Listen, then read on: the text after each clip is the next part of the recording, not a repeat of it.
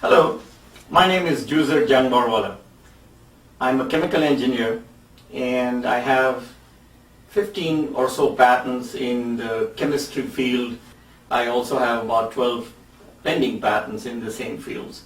I was asked by Pandora to look into a product they are marketing, and the product is called Laminine, and they've been testing the product with folks out there right now, and I've been receiving some phenomenal feedback.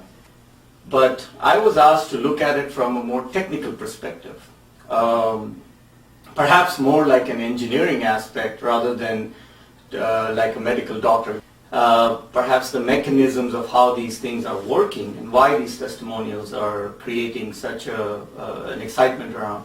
So I started looking at the product and looked at the way these chemistries might possibly be working to create the effects that we're seeing with the folks.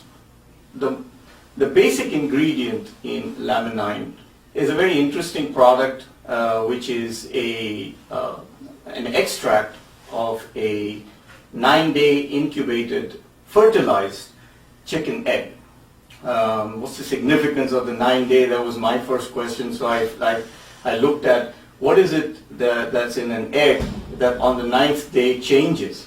And a lot of things change. As a fertilized egg, the egg is on a path to become a chicken. And during this stage, in the beginning of the blastodermal stage, as it's called, or proto-embryonic stage, all the cells are being structured so that organs would be formed, and most of them are in very thin skin layers. At day 9, everything is still a liquid, yet everything is ready to make the solid chicken embryo grow into a chick. So between day 10 and 11, the chicken embryo starts taking these peptides and amino acids, along with another factor which is present in most pro-embryonic or embryonic bodies of animals, most importantly in the placenta of a human mother, where there are stem cells and there are very critical ingredients. And one of those critical ingredients was found in the early 70s or the mid 70s to be called what is called the fibroblast growth factor. Fibroblast growth factor can be considered more like a director of taking these peptides and amino acids and putting them in the right combination wherever the embryo really needs it.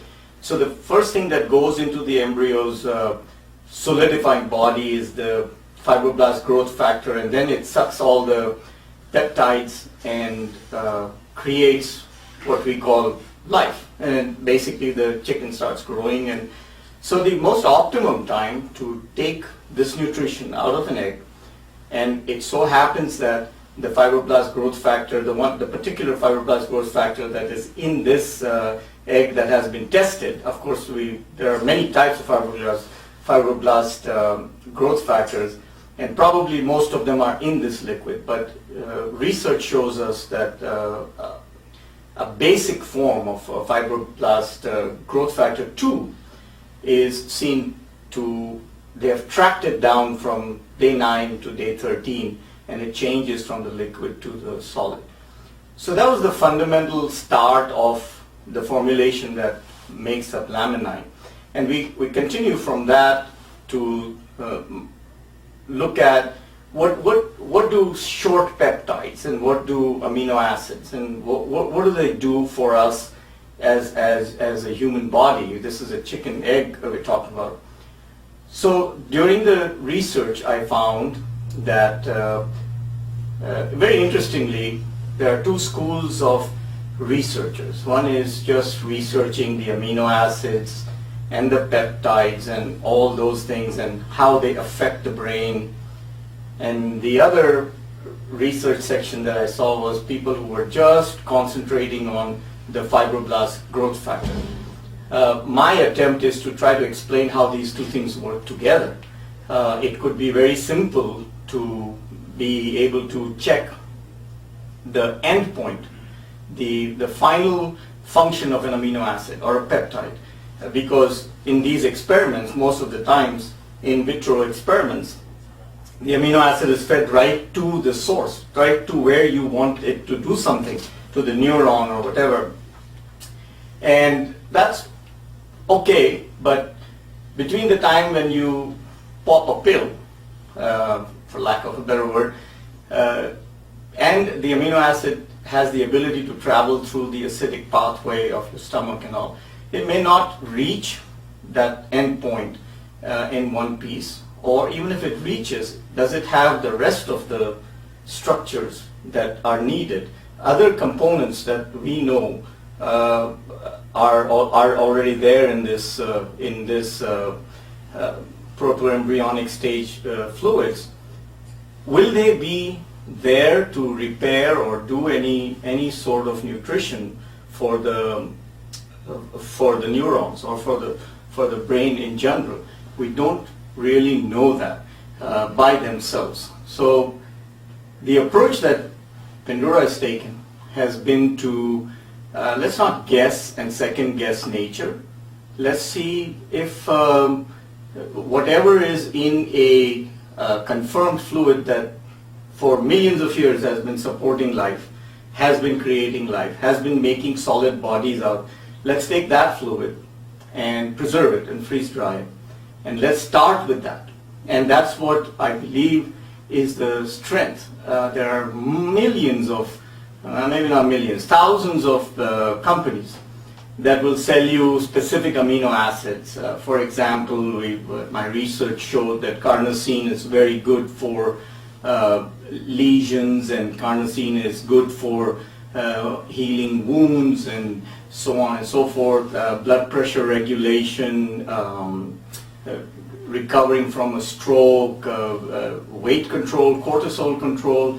All these things really in the end are being controlled by either amino acids or amino acids reaching the right portion of your brain that gives the correct transmission, the correct stimulus to the right portion of your endocrine system, which is all your glands, and which are all where all the hormones are created.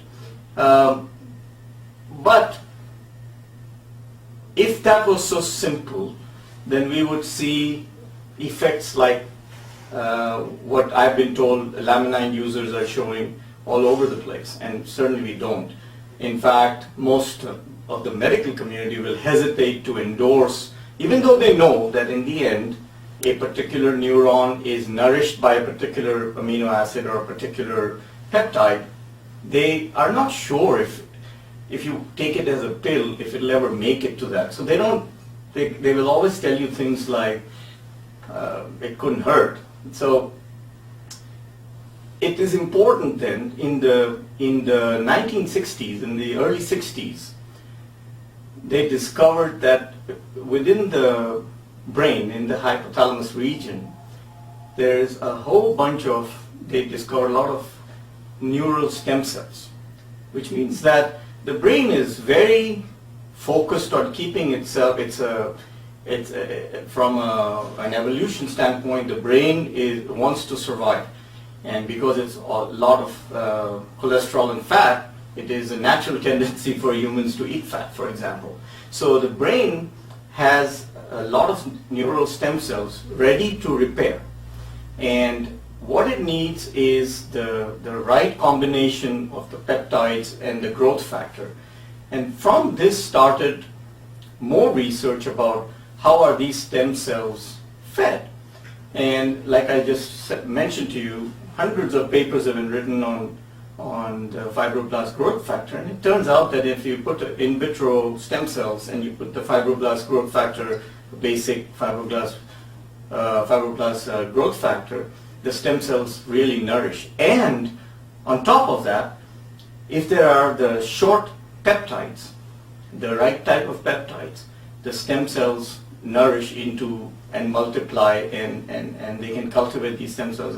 So fibroblast growth factor 2 has really become a product for the stem cell industry to either preserve or grow stem cells in their petri dishes. So given all this scenario, there was not much of a holistic view on what really goes on in explaining the effects and the positive results that people are having. We've had, as you probably know, a lot of positive things about, especially about mostly mental and neural functions. And that was what the formulation of Laminine, the inventor or the formulator, Winston Soyanto, had this in mind, that, okay, we have a basic structure. We have a structure that works. Now, is that structure suitable for all the amino acids that the brain needs? Perhaps not, because chicken really doesn't go around in a traffic jam, or doesn't have a mean boss, or doesn't get exposed to such stressful factors. And so a lot of the stress-related incidents cause, for example, release of cortisol. Cortisol increases the sugar level in your bloodstream. And if the stress is relieved and the balance is upset, you start gaining weight. And so a lot of the weight gain is because of modern day weight gain, could be because of cortisol. So he added more neurotransmitter type of amino acids to this, for lack of a better word, a locomotive that makes it to the brain. So that's what the formulation is. It's not just the 9-day-old fertilized incubated chicken egg. It's enhanced to treat the brain as the modern brain, as what it really, where it needs a little bit more help in the neurotransmitter functions, because he's enriched it with glycine and other amino acids which are very potent, because we know the train's going there. So the best way I can describe this, I remember while doing some work for an earthquake zone back in my native country. It's out in the Himalayas. It was a very narrow valley, and there was a bridge that had been destroyed by falling rocks from a cliff. And so it was very interesting to see how, with the lack of resources, people addressed that issue. They were trying to build the bridge, rebuild the bridge, and the rocks would keep falling and keep destroying the bridge. And so some people suggested, well, why don't we just bring a whole new bridge? This wasn't a very big bridge, but so why don't we just bring a big bridge and just stick it there? Well, the valleys were too narrow, so the big bridge couldn't go there. So we had to bring it into small pieces. And you know, all bridges are built with small pieces of wood, nails, trusses, whatever you call it. So if you can just imagine, on the other side of the bridge was another village and hundreds of villages. On this side of the bridge is where most of the food and supplies were coming. So if you can just imagine this side of the bridge being like your neuron, your brain, and it's trying to send out signals. The neuron has, for receiving and sending, things, little tentacles called dendrites and axons. One is for receiving, one is for sending. These dendrites and axons get damaged, and they get damaged because of mutant genes from the DNA, the proteins that are supposed to come down and keep everything in check in your body. Sometimes you get mutant genes, and that could be degenerative because of hereditary disease or acquired disease. That's not very well known. But if the RNA gives a signal, and 0.01% of the number of proteins that are coming down with the signal are not exactly what needs to be, they become deposits on the brain, and therefore they cause plaques and lesions, and then on these neurons, from these neurons to the endocrine system where your hormones are released to take care of all your bodily functions. Now you can just put if you can put this picture where I just described the bridge, if the falling rocks were to be the degenerative or the mutant genes or proteins which are preventing the body from building this bridge back so the supply chain can be maintained. Even when I saw these guys, even when they had all the materials, they were all happy because it was an earthquake zone. There were not many organizations, so they were trying to build, and the bridge was just not happening. And then they said, well, let's get some contractor or an architect in who can organize this. Well, here comes this one guy. The first thing he does is he tries to put a ledge or something similar to stop the rocks from hitting and destroying the bridge.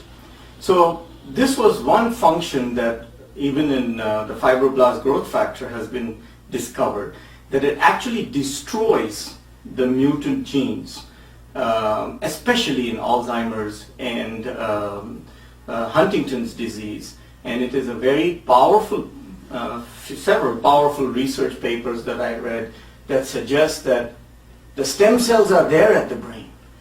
We just need a growth factor to tell the stem cells to take the form of this particular neuron or genes that as a neurotransmitter that to take back the function. So if you can just imagine what was happening, if I did take the bridge story back, on this side we have the impulse, for example, the neuron, but the neuron can't transmit the message across the bridge. Well, a lot of materials are there. A full material cannot come in. If you think of it as a big peptide, it cannot transport across your intestine. So only small peptides can. So, okay, so he said, okay, here's all the wood and the screws and the bolts and all, but these people didn't know where to put what until the architect came. And that architect, I believe, is what would be the function of this fibroblast growth factor. He first comes in and says, well, the first thing you got to do is stop those rocks from destroying this bridge, this connection between in your brains and neurons and your endocrine system. So first he stopped that. So, and that's what fibroblast growth factor does in your body, is it destroys those mutant proteins. Secondly, what it does is it acts as the architect. It says, okay, this truss goes here, this bolt goes there, and tells the little guys, the materials are all there. The amino acids are all there. The amino acids can be there from the thousands of bottles that you find at your nutrition supply stores. It's the nutritional business is nutritional supplement business is a big business, and all these things are there, but they're not there in the right combination. They're not there in the right form, or there's nothing guiding them on where to put everything, because fibroblast growth factor is not very common in adults. It's only there in the human placenta, and so once the embryo is developed, if we don't see much of it in the human bloodstream. So this is just to give that analogy, to build the responses back, to build the bridge back. It takes a lot more than one of the things. If the architect came there with no peptides, no short peptides, he wouldn't be able to build the bridge. If the architect didn't have the ability to stop the destruction, he wouldn't be able to build the bridge. If the materials were not there, he wouldn't be able to build the bridge. And therefore, we believe that we still believe, in fact, that there might be even further unknown things into this material that we extract from the 9-day-old chicken egg that science might discover several years from now. And we're in good shape because we haven't really formulated anything. Now, to take the analogy a little further, if there was at the bridge, and there wasn't in the instance that I described, But if there was at the bridge, if there was a particular spot that was infested or had too much water or a particular tick or a flea, well then it would be nice to, in those peptides, have an extra bit of water resistant wood or flea resistant wood, and that's what the Laminine formulation has done. It takes it from, there might be thousands of companies after we make this more popular, it might become a fashion to just take a 9-day-old chicken egg and make a product out of it. But that's just the foundation. Knowing that it's a small peptides and it has a director, architect, whatever on board to add the right peptides, add the right amino acids to it to make it a complete product for the modern day bridge or the modern day brain or the modern day effects that we get from our stress is what these folks have done. And so what my research has showed me is that on an overall holistic basis, it may not be all the amino acids that your body needs every day, but they are in the critical formulation, they are in the critical balance, and they come with the right ingredients to go to work right away. And if there are other amino acids that your body is, and there are, if you eat meat, eventually the protein gets broken up into small peptides and they get transported towards your brain. If the right amino acids are there, the Laminine product gives a much better probability of putting them to work rather than just letting them go to waste. I hope this explains. Some of you who are watching this are probably experiencing the positive benefits of Laminine already. I hope it explains some of the things that you might have been a little confused about. You might have been wondering why, if I just take arginine, it doesn't do the same thing as Laminine, which in a step-by-step process makes arginine and makes your blood flow better with nitrous oxide production. And there is a technical paper that I've written, and I believe it will be available for everybody in a more simplified manner to explain these. In that paper, we have taken each and every benefit or each and every criteria that people have come to us with lowering of blood pressure or Alzheimer's, dementia issues that have been solved, diabetes and cortisol, weight gain, many things that you folks have come to us and said, I feel this, I don't understand why. And some have been skeptical, some have been just blind faith or whatever, but what I was tasked to do was put a technical explanation, something real next to these testimonials, because quite honestly, a lot of testimonials are out there from a lot of marketing companies. But the testimonials need to be backed by possible mechanisms, and that's what we have found. And I, for one, believe that there is definitely a complete holistic approach in this product for your well-being. Thank you very much.